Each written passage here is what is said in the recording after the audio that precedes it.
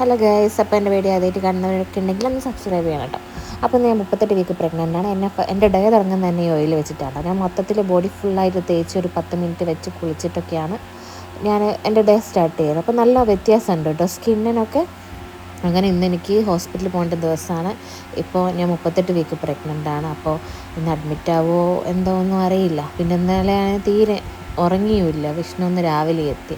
അപ്പം അങ്ങനെ നമ്മുടെ ഹസ്ബൻഡിൻ്റെ അടുത്തെല്ലാം നമുക്കൊരു സപ്പോർട്ടും നമുക്ക് മെൻ്റലി എന്തോ ഒരു ഫീലും ആണല്ലോ. അപ്പോൾ ഇത്രയും ദിവസം വിഷ്ണു ഇല്ലാണ്ട് ഞാൻ ഭയങ്കര മൂടിയായിരുന്നു. ഇന്നാണ് ഞാനൊന്ന് ഓണായത്.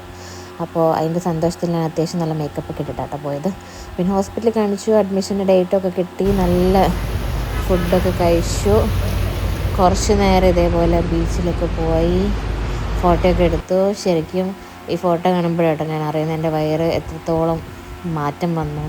അങ്ങനെ ഫോട്ടോയൊക്കെ എടുത്ത് തിരിച്ച് വീട്ടിൽ പോയി.